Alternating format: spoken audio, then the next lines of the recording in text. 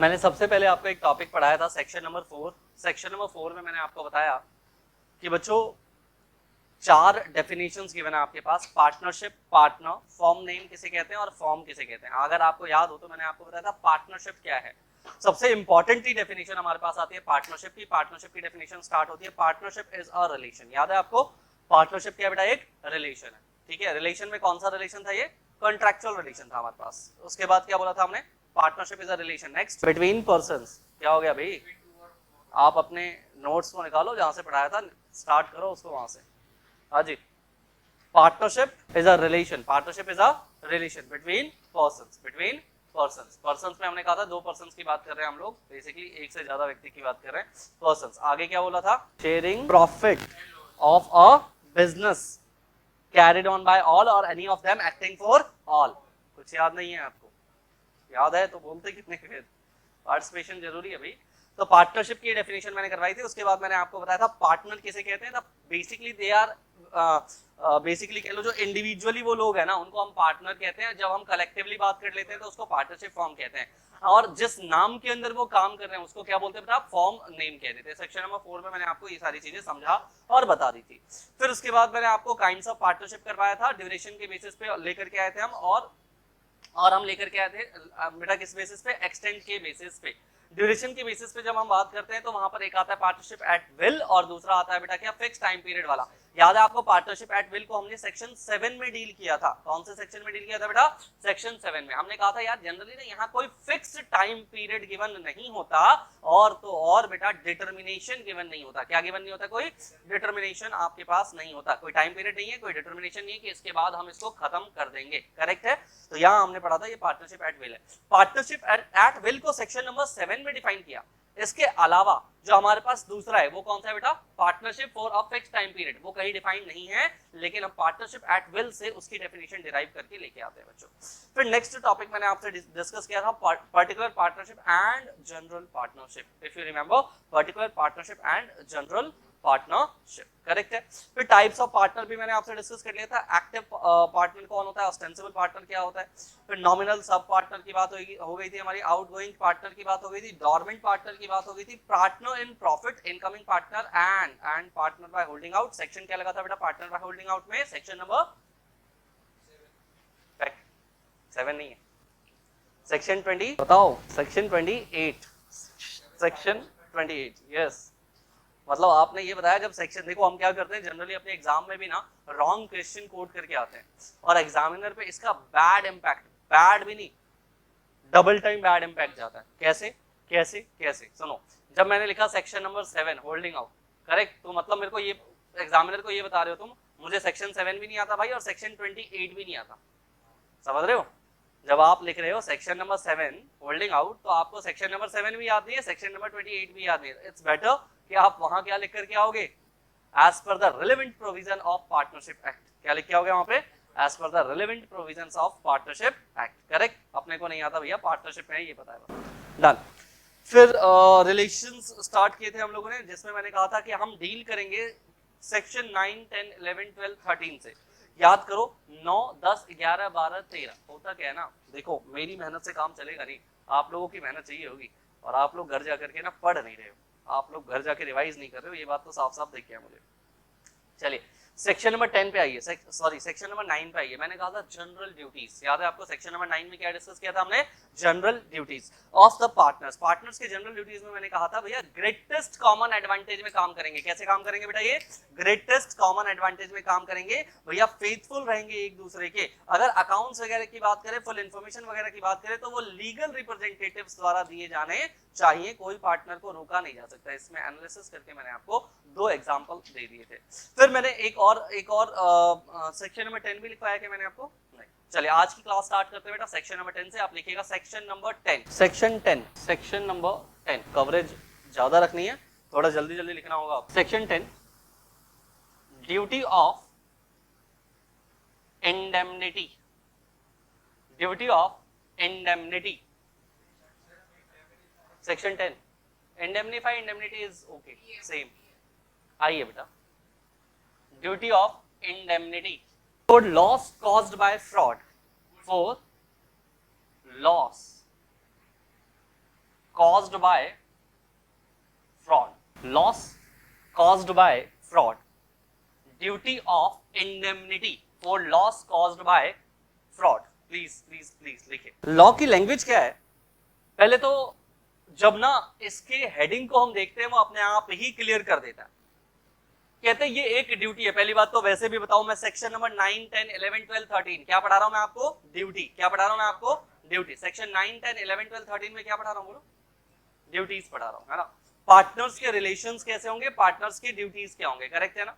तो बेटा पार्टनर्स के रिलेशंस, पार्टनर्स की ड्यूटीज में हम लोग क्या पढ़ रहे हैं? हम पढ़ रहे हैं सेक्शन नंबर 10, और सेक्शन नंबर 10 कहता है कि देख भाई, अगर कोई भी किसी तरह का लॉस होता है, सर लॉस हो गया, तो आपने पढ़ा हुआ है म्यूचुअल एजेंसी। क्या पढ़ा हुआ है आपने? म्यूचुअल एजेंसी का मतलब क्या होता है कि अगर हम सब पार्टनर्स हैं और अगर कोई लॉस हो जाता है तो मेरी जितनी जिम्मेदारी है आपकी भी उतनी जिम्मेदारी है। मतलब प्रॉफिट शेयरिंग रेशो जो होता है PSR, उस रेशो में प्रॉफिट भी शेयर होगा, उसी रेशो में क्या लॉस भी शेयर होगा, करेक्ट है ना। ये तो कोई दिक्कत ही नहीं आती।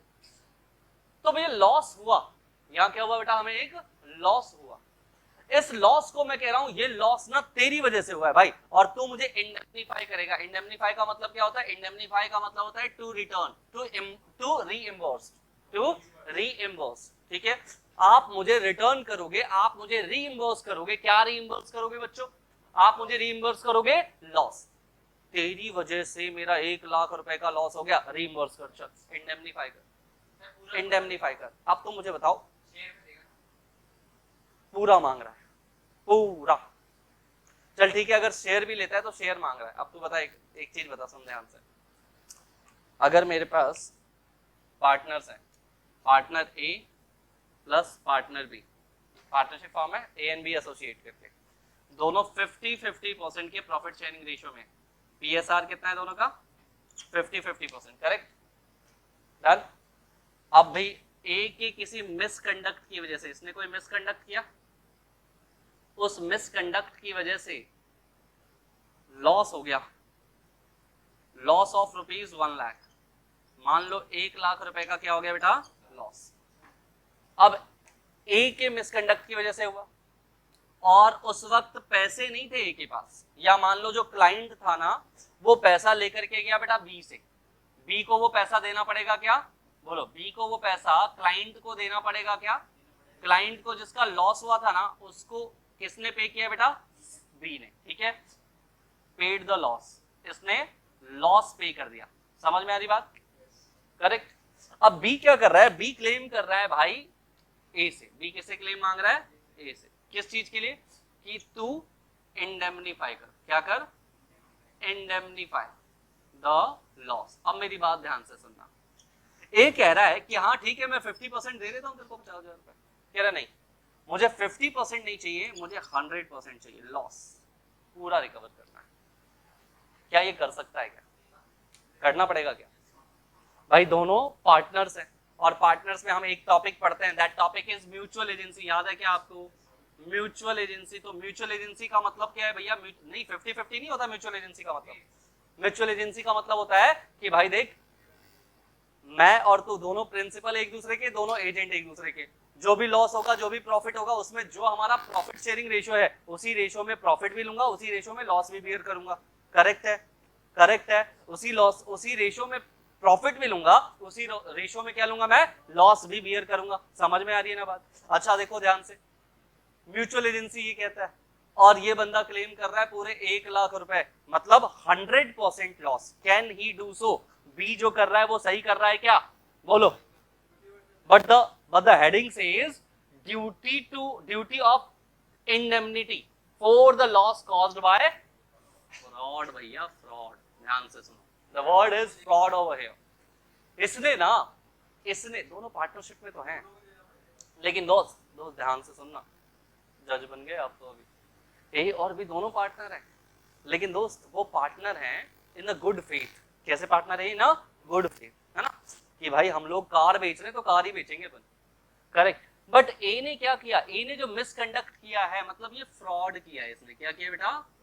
बताओ, बी ने इसका साथ दिया था क्या फ्रॉड में? जब बी ने इसका फ्रॉड में साथ नहीं दिया तो वो पूरे 1 लाख रुपए रिकवर कर सकता है भाई। वो क्या कर सकता है? पूरे 1,00,000 रुपए रिकवर कर सकता है, इंडेमनीफाई कर सकता है। क्या कर सकता है वो 1,00,000 रुपए? अगर ये वर्ड फ्रॉड ना होता, यहाँ पे सेक्शन 10 में ये वर्ड क्या ना होता, फ्रॉड, तो भैया 50-50 बियर करना पड़ेगा, तो आएगा म्यूचुअल एजेंसी। तो क्या आएगा? Mutual agency. लेकिन क्योंकि वर्ड आ गया फ्रॉड, दैट्स व्हाई ये म्यूचुअल एजेंसी के भाड़ में तू पूरे पैसे 100% देना पड़ेगा। फ्रॉड किया ना बस। हम लोग पार्टनरशिप में आ जाए और तो किसी क्लाइंट के साथ फ्रॉड करके मोटा पैसा कमाना चाह रहा था, उसकी वजह से हो गया लॉस, उसकी वजह से हो गया लॉस। हम कह रहे भाई फ्रॉड तू कर रहा था ना, हम थोड़े ना कर रहे थे, चल पूरे पैसे निकाल। हम लोगों को अच्छा उसके लिए एक और बात सुनो, एक और बात सुनो, क्या एक चीज और सुनना बेटा, एक और चीज सुनना। क्या मैं उस थर्ड पर्सन को कह सकता हूँ, क्लाइंट को ये कह सकता हूँ जिसने तुझसे पैसे लिए जा उससे मांग, जिसने तुझसे पैसे लिए, जिसने तुझसे डील किया उससे मांग? नहीं। मैं क्लाइंट को रिफ्यूज नहीं कर सकता, मैं क्लाइंट को रिफ्यूज नहीं कर सकता, मुझे क्लाइंट को तो सारे ही पैसे पे करने पड़ेंगे। और मैं ये भी नहीं कह सकता मैं तो सिर्फ 40% का ही PSR शेयर करता हूँ, प्रॉफिट शेयरिंग रेशियो मेरा 40% का है, तो ये लो मेरा 40,000 रुपए, 60,000 उससे क्लेम कर लो, मैं ये भी नहीं कह सकता। वो मेरी गर्दन पकड़ के, मेरा कॉलर पकड़ करके पूरे 1,00,000 रुपए मुझसे निकलवाएगा और फिर मैं तुमसे इंडेमनीफाई करवा सकता हूँ, वो रिटर्न ले सकता हूँ। That's it. करेक्ट है जी? समझ में आ रही बात? चलिए लिखिए, इसकी लैंग्वेज सुनिएगा बेटा, लैंग्वेज सुनिएगा। लैंग्वेज है, पहली बात तो किस पार्टनर को कवर किया है सर, किस पार्टनर के लिए लिखा है ऐसा, तो हम लिख रहे हैं बेटा एवरी पार्टनर। क्या लिख रहे हैं हम लोग? Every partner. जैसे मैं लैंग्वेज लिख रहा हूँ प्लीज आप वैसे ही लिखिएगा और पॉइंट वाइज ही लिखिएगा, याद रहेगा आपको। एवरी पार्टनर, किसकी बात कर रहे हैं बेटा? Every partner. अच्छा मतलब ये जो है बी, उसके लिए कह रहे हैं हम एवरी पार्टनर, चाहे वो स्लीपिंग हो, चाहे वो एक्टिव हो, चाहे वो बेटा आउटगोइंग हो, चाहे वो कैसे भी हो। समझ रहे हो? हाँ, इनकमिंग वाला भी उसने भी गलत किया है अगर मान लो अभी के लिए। अच्छा देखो, एवरी पार्टनर, क्या बोल रहे हैं हम? Every partner shall indemnify, indemnify, क्योंकि आपको जल्दी याद हो जाए। शेल वर्ड है बच्चों, शेल मे वर्ड नहीं है। जब भी लॉ में वर्ड आता है शेल, लॉ में क्या वर्ड आता है? शेल। इसका मतलब होता है मैंडेटरी। शेल का मतलब क्या होता है? मैंडेटरी। अगर यहाँ लिखा होता मे, अगर क्या लिखा होता? मे, मतलब करो मत करो चलेगा, दोनों केसेस में चलेगा, ठीक है, नॉट मैंडेटरी। हाँ जो बोलो। नहीं आप आंसर तो वहां पे ऐसे मत लिखना, मैं सिर्फ याद करने के लिए और make it easy, to make it easy मैं आपको ऐसे लिखवा रहा हूँ। नहीं बेटा, पॉइंट्स में आपको आंसर नहीं लिखना है यहाँ। Every partner shall indemnify the firm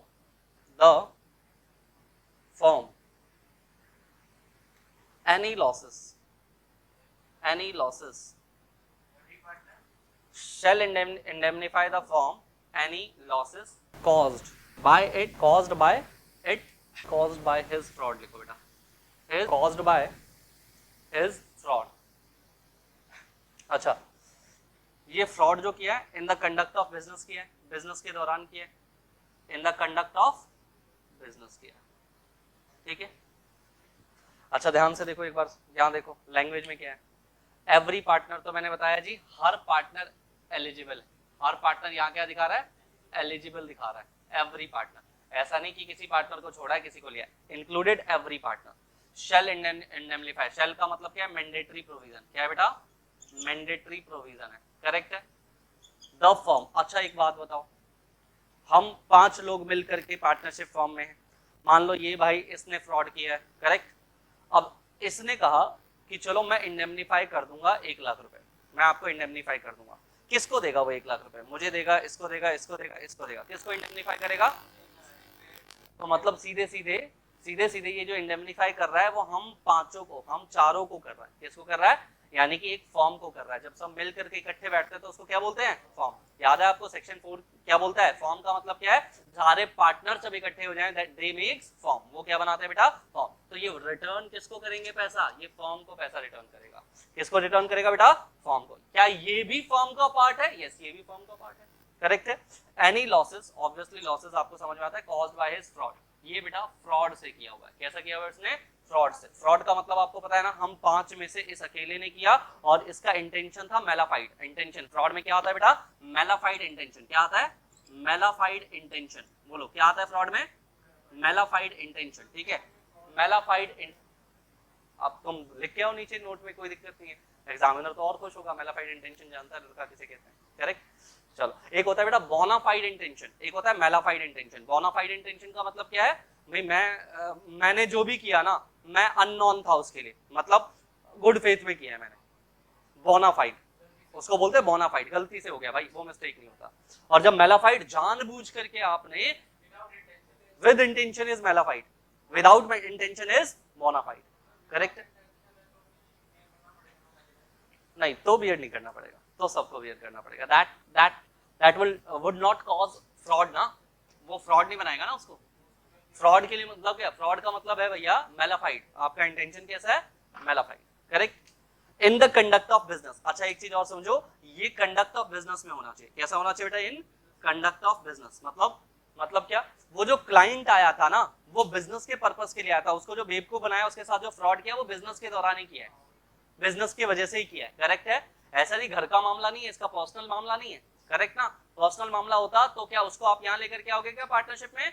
नहीं सर। जैसे मान लो कि उसने अपने भाई के साथ कोई फ्रॉड किया, तो क्या तुमको उसको पे करने की जरूरत है क्या, उसके भाई का फ्रॉड? नहीं सर, उसके भाई का फ्रॉड तुमको पे करने की जरूरत नहीं है। तो याद रखिएगा, that should be in the connection of the business, वो हमेशा बिजनेस के कनेक्शन में होना चाहिए, ठीक है? इसको एक और चीज बोलते हैं, in the general course of business, general course of business, in general course of business. हाँ बेटा बोलो, आप पूछो। आप सेक्शन 10 उससे डील नहीं करता, सेक्शन 10 उससे डील नहीं करता, ठीक है? Not in relation to the business. Malafide बेटा, MELAFIED, मेलाफाइड। चलिए नाउ मैं इसको रब कर रहा हूं, आप आए बेटा सेक्शन नंबर 11 पे। Time's up. Rights and duties between partners by contract between the partners, by contract between partners, by contract between partners. आपको पता है इससे सेक्शन 11 डील करता है। सेक्शन 11 को यहां मैं दो पार्ट के अंदर डिवाइड कर देता हूं। एक मैं लिखता हूं सेक्शन 11 सबसेक्शन 1, दूसरा बेटा बातें नहीं, सेक्शन 11 सबसेक्शन 2। आप लॉ की क्लास में बात नहीं कर सकते कम से कम। Section 11 subsection 1, section 11 subsection 2। Section 11 subsection 1 क्या कहता है? ये कहता है mutual rights and duties of partners, mutual rights and duties of partners, mutual rights and duties by contract of partnership. Sir क्या बता दिया आपने, वही वाली लाइन लिखवा दी थी? हाँ लिखो लिखो, अभी अभी अभी बॉम्ब फूटेगा, लिखो पहले। सेक्शन 11 सबसेक्शन 2 कहता है any partner shall not carry the same business, देखिए, any partner shall not carry the same business of the firm,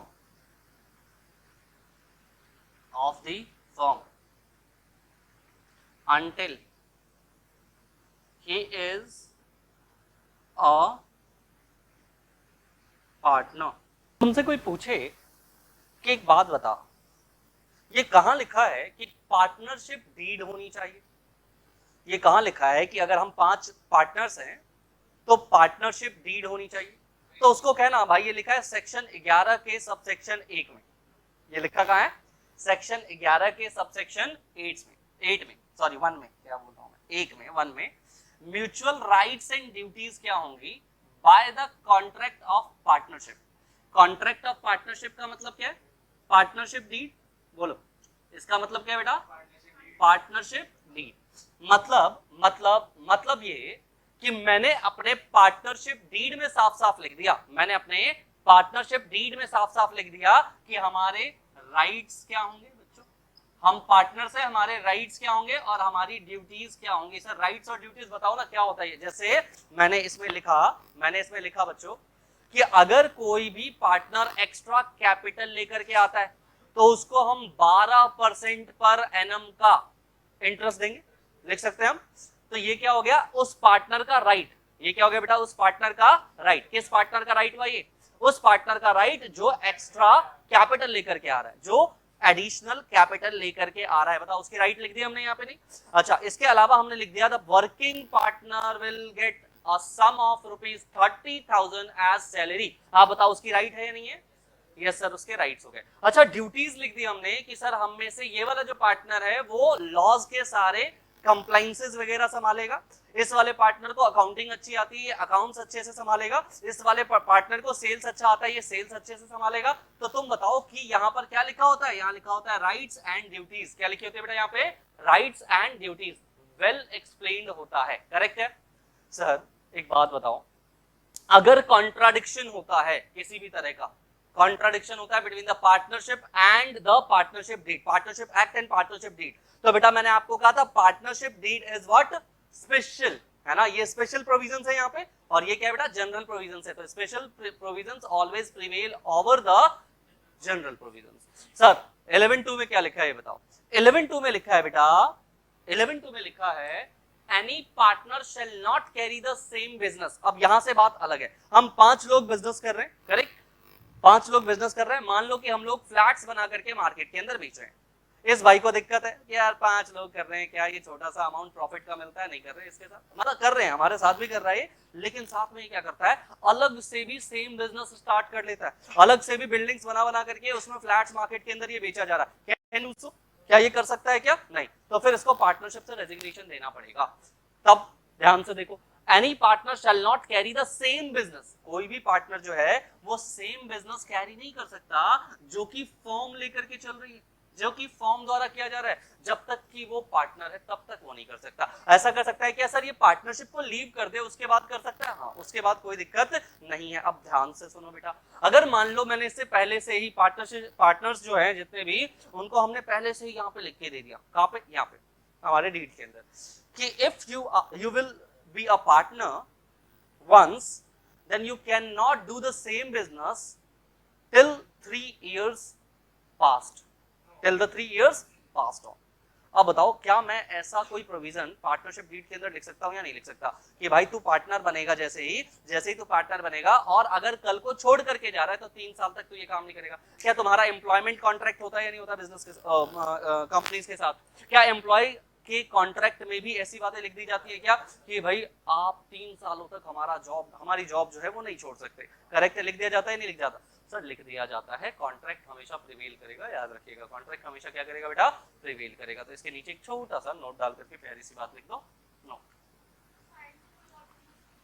हाँ, कोई और बिजनेस सेम, देखो बेटा लिखा है ना, same business, you can not do the same business, but क्या डिफरेंट बिजनेस कर सकते हो? क्या डिफरेंट बिजनेस का? सर ईंट बना करके बेचना चाहते हैं, बनाना, हाँ फिर कोई दिक्कत नहीं बस। तो वो तो जनरली आपको पता है। हाँ, फिर मैंने कहा ना वो स्पेसिफिक वाला, वो हर बार है, हर बार। हाँ, तो तू पहले क्यों माना था इस बात पे, ये बता। तू जब पार्टनर बन रहा था तो तुझे पता नहीं था, तब तेरा दिमाग काम नहीं कर रहा था।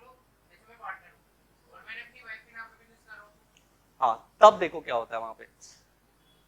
जनरली अगर मान लो कि आप पार्टनर हो, ठीक है, अपने वाइफ के नाम पर बिजनेस कर रहे हो, तुम्हें क्या लगता है कि मैं जब इसको बोलते हैं drafting of contract, drafting of deed, तुम्हें क्या लगता है कि अगर एक पार्टनर सोच रहा है ऐसा, तूने सोचा है, बाकी के लोग ऐसा नहीं सोच सकते क्या? सोच सकते। तो मैं साफ साफ लिखूंगा, you, your wife, your relatives, near relatives या किसी के भी नाम पर आप कोई बिजनेस नहीं कर सकते फॉर नेक्स्ट 3 इयर्स। अगर हमें डायरेक्टली, अब वहां पे लिखा जाता है डायरेक्टली या इनडायरेक्टली, बच्चे पे कर लिया, दोस्त के नाम से कर लिया, उसके नाम से कर लिया, अगर ये प्रूव कर दिया ना मैंने जाकर के कि इनडायरेक्टली ये कर रहा है, करेक्ट, वो लैंग्वेज ऐसी लिखी जाती है कि तू डायरेक्टली भी फंसेगा आकर के वहां पे, या तो इनडायरेक्टली फंसेगा। डायरेक्टली करेगा तो डायरेक्टली फंसेगा या इनडायरेक्टली फंसेगा। समझ रहे बात को? आया ना? तुम कभी भी लॉ की लैंग्वेज को पढ़ना, लॉ की लैंग्वेज ऐसी होती है, वो फंसा लेते हैं सबको, उसके लिए टेंशन मत लो। अगर नहीं लिखा है इन दैट केस कर सकते हो, कर सकते हो, अगर नहीं लिखा है तो। लेकिन मैं आपको बता रहा हूँ, किसी वकील के पास जाओगे, बढ़िया वकील के पास जाओगे, डीड बना करके दो, भाई साहब वो लिख के देगा आपको। अगर आप इस चीज के लिए कॉज्ड हो कि हाँ ऐसा नहीं होना चाहिए, देखो, तो वो लिख करके देगा। वेल ड्राफ्टेड होना चाहिए हमेशा एग्रीमेंट, करेक्ट है। इसीलिए कहते हैं ना, पैसा खर्च करके अच्छे वकील के पास जाना चाहिए। Number 1, please please please, note number 1 लिखो, note number 1, if the partnership deed states, if the partnership deed states, if the partnership deed states by the provision in it and prohibits the director, sorry, the partner, the outgoing partner and prohibits outgoing partner for the same business, for carrying the same business beta, for carrying the same business up to a certain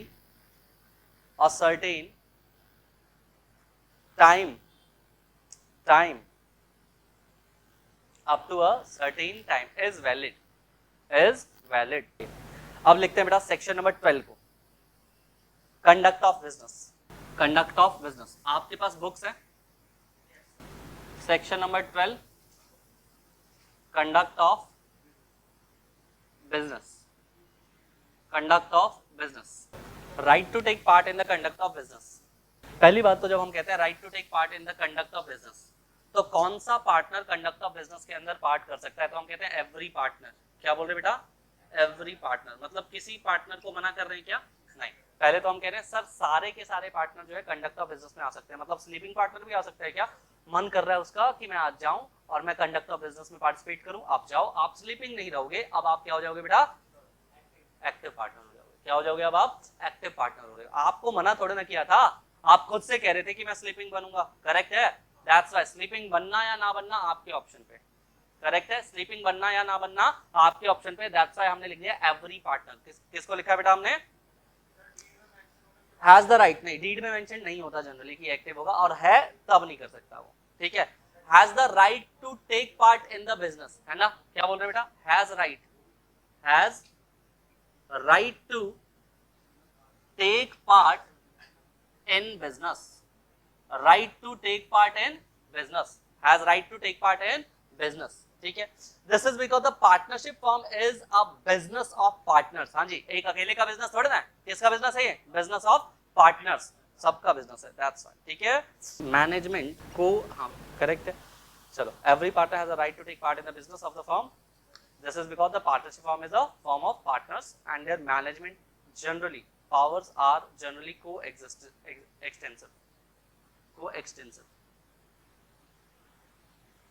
Coextensive मतलब क्या? Divided between. Coextensive. ध्यान से देखिएगा, इसी section 12A को ध्यान से देखो। अगर मान लो कि A, B और C ये तीनों बनाते हैं ABC एसोसिएट्स, ये एक पार्टनरशिप फर्म है। अब क्या होता है कि मिस्टर सी जो है ना, मिस्टर सी की बातें वो पसंद नहीं है किसी को, तो जनरली हो क्या रहा है, ए और बी दोनों मिल करके ही डिसीजंस लेते हैं, और वो ना सी से नहीं पूछते, मान लो कोई बोर्ड मीटिंग भी होती है ना, तो बोर्ड मीटिंग के अंदर भी ना ए और बी ही क्या करते हैं बेटा? A and B decides. A और बी क्या कर रहे हैं बेटा? डिसाइड द मैटर, यही मैटर डिसाइड करते हैं। सी से ये लोग पूछते भी नहीं हैं। करेक्ट? मतलब by the conduct they are doing, क्या कर रहे हैं वो? कि सी को एक्सपेल कर रहे हैं। क्या कर रहे हैं वो? सी को एक्सपेल कर रहे हैं। अब मुझे बताओ क्या सी जो है वो कोर्ट ऑफ लॉ में जा सकता है क्या? आस्क फॉर द रेमेडी, सी में आस्क फॉर द रेमेडी, क्या वो रेमेडी मांग सकता है क्या? From court of law. अच्छा, ए और बी से ही मांगेगा वो? अरे ए और बी देने वाले होते तो दे चुके होते ना। From court of law, correct है? कोर्ट ऑफ लॉ से मांग सकते हैं। अच्छा, क्या रेमेडी मांग सकता है, कि क्या फाइल कर सकते हैं? तो मुझे बताओ ये क्या फाइल कर सकता है? क्या कह सकता है कि भैया क्या करो आप? एक वर्ड है इंजंक्शन, कभी सुना है क्या होता है इंजंक्शन? आपने सुना है तो बताओ, इंजंक्शन क्या होता है? डिसॉल्यूशन तो सुना ही होगा। हाँ जी, ये कोर्ट ऑफ लॉ को कह सकता है please dissolve the partnership form, आप डिसॉल्व करिए पार्टनरशिप फॉर्म। अगर लगा कोर्ट को कि हाँ जी चलो मामला बड़ा होता जा रहा है, काफी दिनों से दिक्कतें हो रही हैं, ये सुन नहीं रहे लोग, तो क्या ये डिसॉल्व हो सकता है? क्या ये पार्टनरशिप फॉर्म डिसॉल्व हो सकता है? सर इंजंक्शन, इंजंक्शन का मतलब क्या होता है? To stop from doing that, जो हो रहा है, जो चल रहा है, उसको रोक देना। जैसे मान लो, मैं आपको बताता हूँ, इंजंक्शन ऑर्डर्स होते हैं। क्या होते हैं इंजंक्शन ऑर्डर्स? जैसे मान लो कि एकदम से क्या हुआ कि कोई प्लॉट है, कोई जगह है मेरी, वहां से ना कह दिया गया कि भैया आप ना 2-4 दिन के अंदर जगह खाली करो, ये ना अंडर द गवर्नमेंट प्रीमाइसेस है, गवर्नमेंट का जो एरिया होता है ना, जो गवर्नमेंट की अथॉरिटी उसके अंदर आ रहा है, और हम चाहते हैं कि इसके ऊपर ना यहीं पर एक पिलर बनाए हम, आप यहाँ से जगह खाली करो। अब मैं कोर्ट में गया, मैंने कहा मेरी जगह है, देखो मेरे पास कागजात है, प्रूव करने में दैट विल टेक टाइम ना, उसमें समय लगेगा। तो मैंने सबसे पहले वो जो ऑर्डर निकाला था गवर्नमेंट ने, उस ऑर्डर के खिलाफ एक लॉयर क्या लेकर के आएगा? स्टे लेकर के आएगा। That is the injunction. वो जो स्टे है वो क्या है बेटा? इंजंक्शन ऑर्डर है। वो स्टे क्या है? इंजंक्शन ऑर्डर, टू स्टॉप, कि थोड़े टाइम के लिए रुक जा पहले। अब चल, अब बात बता अपनी। अब वो 2-4 साल सुनते रहेंगे एंड देन उसका निष्कर्ष निकलेगा। तो पहले तो मेरा काम क्या है? मेरा काम है भैया इंजंक्शन ऑर्डर लेकर के आना, स्टे ऑर्डर लेके आना फॉर टाइमिंग, अभी के लिए। करेक्ट जी? तो जी ये है आपका स्टे ऑर्डर। स्टे ऑर्डर बताएं बेटा, क्या समझ में नहीं आया? Stay order in the sense कि अभी बिजनेस चलता रहेगा और आप 5 लोग मिलकर के डिसाइड कर रहे थे, या ए बी और सी डिसाइड कर रहे थे, तो ए बी सी तीनों आएंगे। अब ये क्या कर रहे हैं? ए और बी जो है एलिगेशंस लगा रहे हैं सी के ऊपर, कुछ बाद में सुनेंगे। सी कुछ एलिगेशंस लगाना चाहता है ए बी के ऊपर, बाद में सुनेंगे। अभी के लिए ये सुनो, जितने भी इंपॉर्टेंट मैटर से लगे हुए ना, 50,000 करोड़ का एक मामला है, 1000 करोड़ का एक मामला है ना, सो सारे लोग पार्टिसिपेट करोगे और सब में प्रॉफिट इक्वली डिस्ट्रीब्यूट होगा। Is this clear? हाँ जी बिल्कुल, लिखो, जल्दी लिखो। अच्छा एक बात बताओ, बच्चे ने मुझसे पूछा कि sir 1 2 3 and this is your example, and ये फोर्थ आपका पॉइंट हुआ। चलिए, बच्चे ने पूछा था मुझसे कि सर एक बात बताओ कि आप लिख रहे हो यहाँ पे ऑल पार्टनर्स में क्या नॉमिनल पार्टनर्स भी आएंगे? तो मैंने कहा था अभी फिल्म बाकी है, अब फिल्म में वो वाला पोर्शन जहाँ पर हम इसको क्या कह रहे हैं बेटा, यहाँ लिखेंगे। पहले आप इतना लिखो, फिर मैं नोट लिखवाऊंगा, ठीक है? नोट में लिखिए, above provision, above mentioned provisions will be applicable only if there is no contract between partners regarding limited power of management। जब मैंने कहा नॉमिनल पार्टनर, ध्यान से सुनना बेटा, नॉमिनल पार्टनर, क्या नॉमिनल पार्टनर जो है वो लॉ में कहीं लिखा गया है? नहीं। नॉमिनल पार्टनर का कॉन्सेप्ट हम लेकर के आए इन जनरल। वो बंदा है सर, सिर्फ नाम देता है और नाम दे करके चला जाता है, ना प्रॉफिट से लेना, मतलब एक परसेंटेज लेता है जनरली, ना प्रॉफिट से लेना, ना लॉस से लेना, लाइबिलिटी से लेना, किसी चीज से नहीं लेता। तो मतलब मैं जनरली क्या करूंगा, उसको ना एग्रीमेंट में लिखूंगा that he is nominal partner, और वो ऐसे ऐसे इस चीज में पार्टिसिपेट नहीं कर सकता। करेक्ट है? तो मैंने आपको वही लिखवाया। अभी कॉन्ट्रैक्ट अगर साफ साफ बोल रहा है that you have restrictive management powers, आप सिर्फ आ करके ना अपना बुक्स ऑफ अकाउंट चेक कर सकते हो कि भाई तुमको जो 5% मिलता है ना, वो प्रॉफिट में मिलता है। किस में मिलता है? प्रॉफिट में। तो प्रॉफिट तो तुम चेक करोगे ना, तो तुम आकर के सिर्फ बुक्स ऑफ अकाउंट चेक करना, बाकी किसी और चीज में आपका कोई भी हस्तक्षेप नहीं होना चाहिए, कोई भी पार्टिसिपेशन आपका नहीं होना चाहिए। करेक्ट है? समझ में आ रही बात? 12A लिखवाया मैंने आपको। इसी में ना मैं आपको सेक्शन 12B भी लिख लेना, सेक्शन 12B साथ में लिखना है। क्यों? इसमें क्या है, every partner is bound to attend diligently to his duties in the conduct of the business। अब देखो दोनों में ना बहुत माइनर सा डिफरेंस है। Right to take part in the conduct of business, जब मैं कहता हूँ टेक पार्ट, तो ये टेक पार्ट इसकी ड्यूटी बनती है या नहीं बनती? हाँ जी, कंडक्ट ऑफ बिजनेस में भाग लेना इज द ड्यूटी और नॉट? यस सर, ये ड्यूटी है। तो सर ये 12B अलग से क्यों लिख रहे हैं? हम लिख रहे हैं every partner is bound to attend his duties, just to make it clear only. तो सेक्शन जब हम पढ़ रहे हैं तो section 12A red together section 12B, इसको ऐसे बोला जाता है, section 12A red together section 12B। मतलब सेक्शन 12A को आइसोलेटली नहीं पढ़ा जा सकता, सेक्शन 12A को पढ़ा जाएगा with the section 12B, and then we will come to a conclusion. ये कंक्लूजन मैंने आपको यहाँ पे ड्रॉ करके दे दिया है। करेक्ट है जी? तो सेक्शन 12A सेक्शन 12B में कुछ और खास है नहीं, बस यही चीज है। डन? दोनों जगह पे यही बात लिखी है। अब आ जाइए सेक्शन 12C पे। सेक्शन 12C पे क्या लिखा हुआ है? Right to be consulted. Consult का मतलब क्या होता है sir? Section 12 subsection C, right to be consulted. हाँ जी, राइट टू बी कॉन्सुलेटेड, ठीक है। Consulted, consult is to determine, किसी चीज को डिटरमाइन करना। कॉन्सुलेटेड, किसी चीज को, CONSULTED, कॉन्सुलेटेड। कंसल्टेड, कंसल्टेड ही है भाई, कंसल्टेड, सॉरी भाई सॉरी, हाँ कंसल्टेड, कंसल्टेड लिखिए बेटा, कंसल्टेड। हाँ जी, राइट टू बी कंसल्टेड का मतलब क्या है, देखना ध्यान से। अगर ए है, बी है और सी है, तीनों पार्टनर्स है, तीनों पार्टनर्स है, तीनों पार्टनर्स में से अगर मान लो कि हमें किसी रिजल्ट पे आना है, हमें किसी रिजल्ट पे आना है, तो रिजल्ट कैसे आएगा? रिजल्ट आएगा बाय मेजॉरिटी। कैसे आएगा बेटा? बाय मेजॉरिटी, है ना। रिजल्ट कैसे आएगा? By majority. मेजॉरिटी का मतलब क्या है? इन तीनों पार्टनर्स में से मिनिमम 2, कम से कम क्या बेटा? 2 वोट्स होने चाहिए साथ में। इन minimum 2 votes by majority, minimum 2 votes चाहिए आपको यहाँ पे। अगर सर ऐसा हो जाए कि पार्टनर 4 हो तो क्या करोगे? हाँ जी, अगर पार्टनर 4 हो और 2 कह रहे हैं हाँ, 2 कह रहे हैं ना, अब क्या करोगे? तो ड्रॉ के केस में कुछ तो होगा।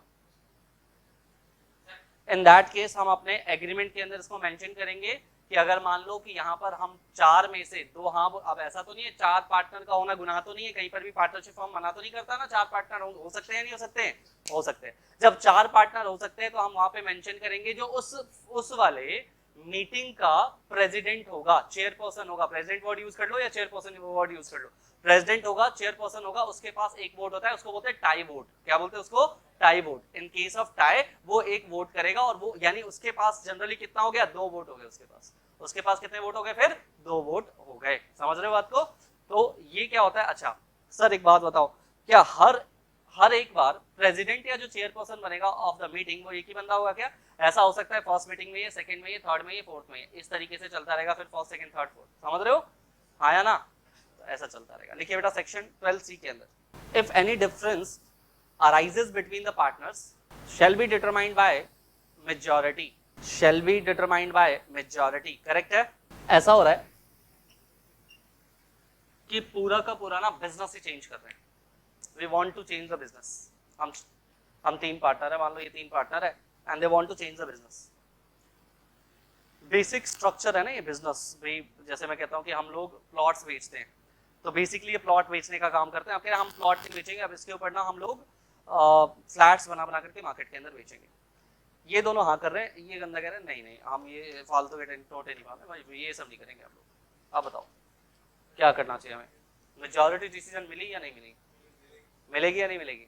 मिलेगी। लेकिन लेकिन लेकिन जब भी बेटा ऐसा केस हो जब पूरी तरह से आप इंपॉर्टेंट डिसीजन है, पार्टनरशिप फॉर्म का पूरा ऑब्जेक्टिव चेंज हो रहा है, इन दैट केस मेजॉरिटी नहीं चाहिए, यूनानिमस अप्रूवल चाहिए। क्या चाहिए बेटा? Unanimous approval. यूनानिमस अप्रूवल का मतलब होता है 100% अप्रूवल। 100% मतलब तीनों के तीनों राजी होने चाहिए, अदरवाइज नहीं होगा, अदरवाइज ये नहीं होगा। करेक्ट है? समझ में आ रही बात? तो याद रखिएगा, यानी कि कुछ जगहों पर आपको चाहिए बेटा मिनिमम 50% वोट। क्या चाहिए? Minimum 50% vote. और कुछ जगहों पर क्या चाहिए आपको बेटा? Unanimous approval. कुछ जगहों पर क्या चाहिए बेटा? Unanimous approval. लिखिएगा बेटा इसके आगे, नेक्स्ट पॉइंट के अंदर लिखिए, नोट के नीचे लिखो, नोट लिखा, इसके नीचे लिखो, if any change in the nature of business must be made with the consent of all partners. Bracket में लिख लेना बेटा यूनानिमस कंसेंट या यूनानिमस अप्रूवल, UNANIMOUS,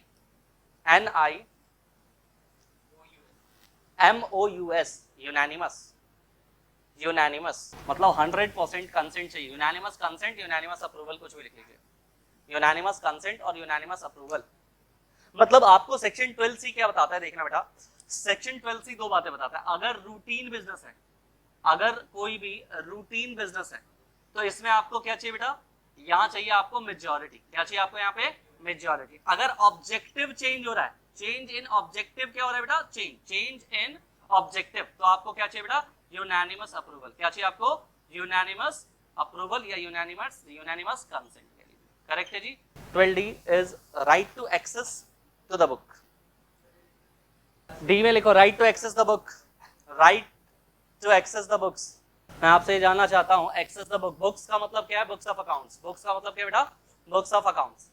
तो ये जो बुक्स ऑफ अकाउंट है, राइट टू एक्सेस दे रहे हो आप। राइट टू एक्सेस किसको दे रहे हो? राइट टू एक्सेस किसको दे रहे हो? और जब आप एवरी पार्टनर लिख रहे हो, जब आप लिख रहे हो एवरी पार्टनर, तो एवरी पार्टनर का मतलब क्या है? स्लीपिंग डॉर्मेंट वाला पार्टनर भी आएगा इसके अंदर। यस सर, उसको भी हम लोग ये राइट दे रहे हैं। लिखे, हाँ, फाइनेंशियल स्टेटमेंट पढ़ सकता है, लेकिन इसमें भी एक प्रेस्टर लिखो, पहले इतना लिखो, एवरी पार्टनर ब्रैकेट में लिखना एक्टिव और डॉर्मेंट। एक्टिव और डॉर्मेंट साफ साफ लिखो, एक्टिव और dormant have right to access any books. क्या वो उसकी कॉपी भी ले सकता है क्या? Yes sir. And take out of copy, take out of copy, ठीक है। पॉइंट नंबर 2 लिखो, this right is a bona fide right. Right is a bona fide, BONA, bona FID, fide, bona fide right, a bona fide right, FIDE, fide, bona fide. Mala fide पढ़ाया था ना, mala fide मतलब कि आपका intention क्या है? गलत है। बोनाफाइड मतलब क्या? आपका इंटेंशन क्या है? सही है, बोनाफाइड इंटेंशन है, ठीक है।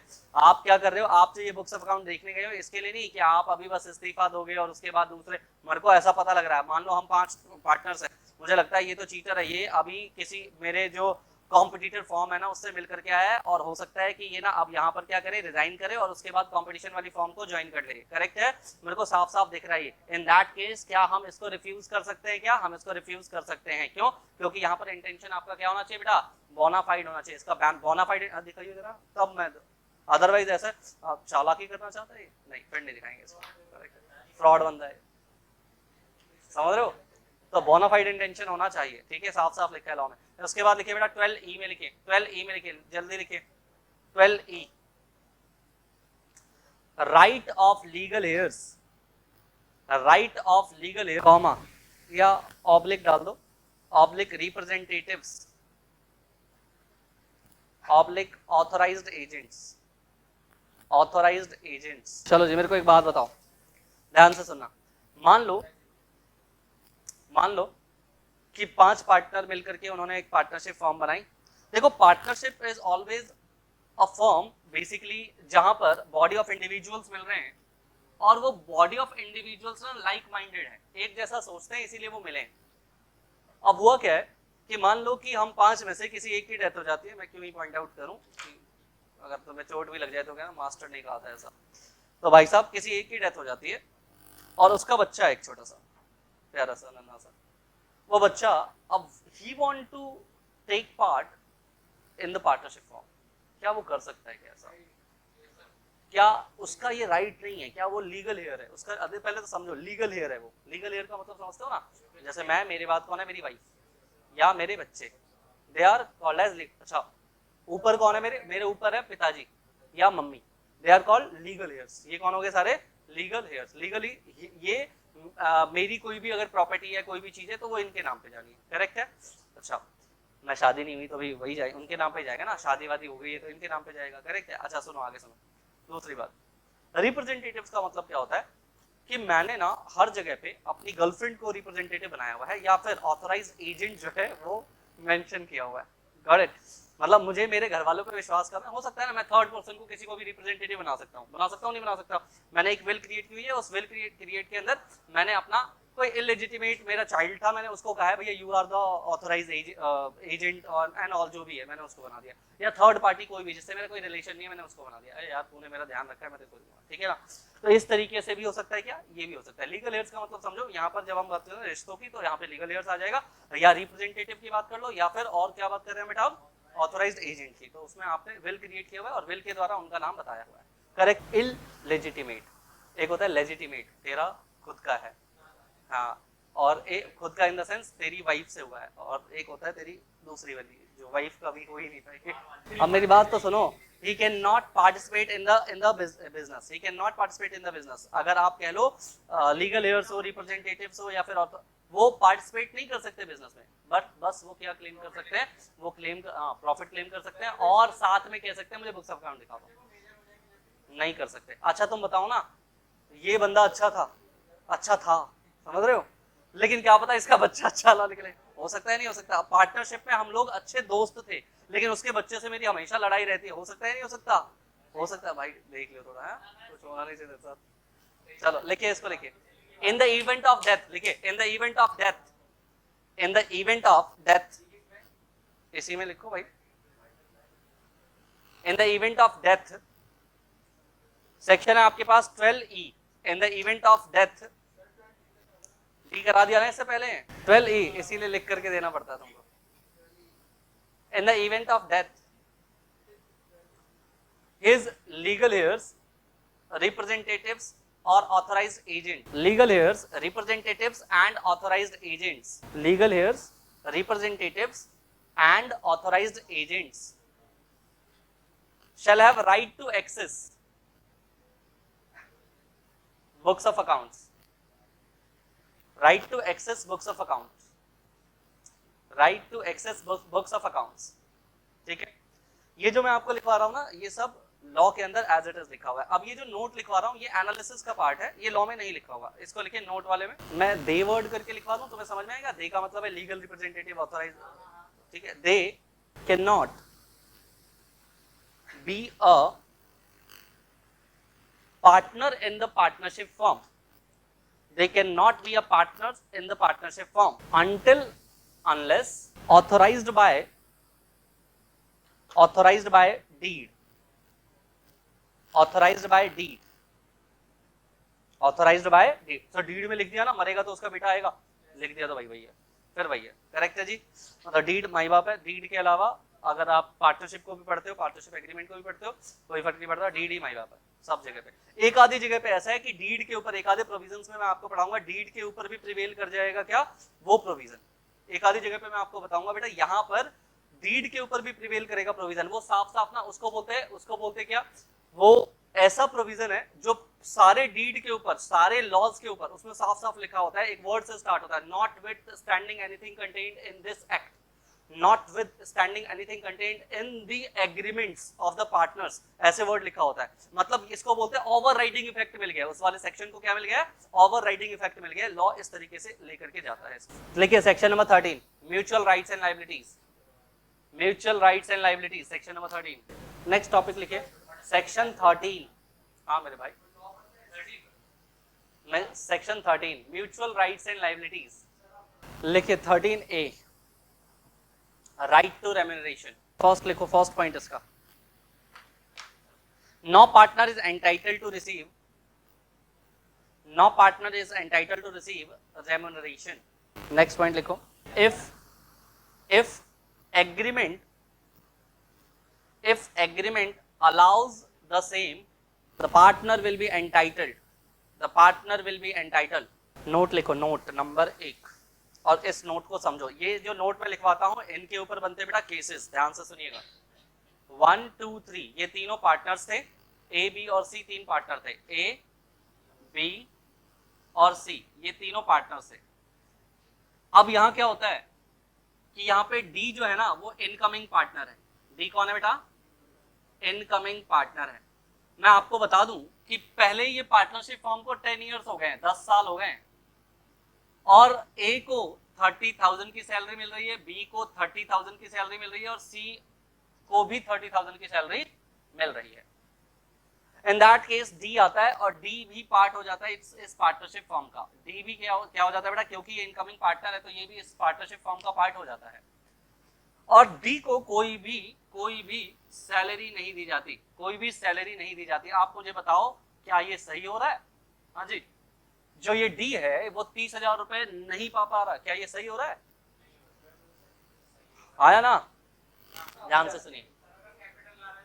If it is a custom, if it is a custom always makes law, custom है तो वो लॉ होगा ही होगा। if there is a custom in the partnership form, कि भैया जितने भी नए लोग आते हैं उनको हम अगले 1 साल तक नहीं देते, ठीक है ना सर। ऐसा है कि तीनों लोग पा रहे हैं और जितने भी, ये जो सी आया था ना जब पहले 2 ही थे, तो सी को भी पैसा मिलना शुरू हो गया था, करेक्ट है। इसी हिसाब से डी भी आ रहा है तो डी को भी पैसा मिलना शुरू हो जाएगा एज सैलरी, करेक्ट है। If there is a custom, तो कस्टम को डी वाले टाइम से ब्रेक नहीं करेंगे बच्चों, तो सर कब से करेंगे, स्पेसिफिकली एक पॉइंट ला करके, कहा इन द एग्रीमेंट, एग्रीमेंट के अंदर। समझ में आ रही बात?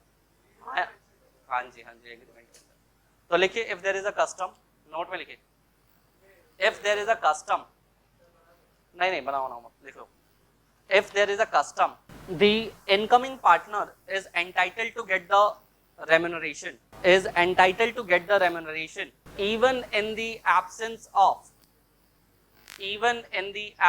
of contract. To get remuneration, even in the absence of contract। भाई कॉन्ट्रैक्ट में ना भी लिखा हो, ध्यान से सुनो मेरी बात को बच्चों, अगर मान लो मेरा जो डीड था ना, इस डीड के अंदर नहीं लिखा था कि हम डी को क्या देंगे, सैलरी देंगे, डीड मेंशन नहीं कर रहा था, लेकिन डीड में क्या मनाही थी, क्या डीड में मनाही भी नहीं थी, डीड में मना भी नहीं किया होता कि every entering partner will get any salary, इस तरह से कोई मनाही भी नहीं थी भाई। जब कोई मनाही नहीं थी तो कस्टम को देखोगे, किसको देखोगे बेटा, कस्टम। लेकिन अगर मनाही है, साथ में हम यहाँ देख रहे हैं डीड के अंदर ना बेटा एक प्रोहिबिशन गिवन है कि किसी भी एंटरिंग पार्टनर को अब हम क्या नहीं देंगे, सैलरी नहीं देंगे। तो भैया अब वो उसकी मर्जी है, ठीक है, क्या पता उसको प्रॉफिट इतना मिले कि वो 30,000 को ना देखे, करेक्ट है, वो उसकी मर्जी है। ये सब्जेक्टिव क्वेश्चन ना पूछा करो मुझसे। आ जाओ यार 12C को लिखो बेटा, 12C इंटरेस्ट ऑन कैपिटल, लिखिए जल्दी से, interest on capital, 13C sorry, interest on capital. चलो इसके बाद नेक्स्ट क्लास में मिलते हैं।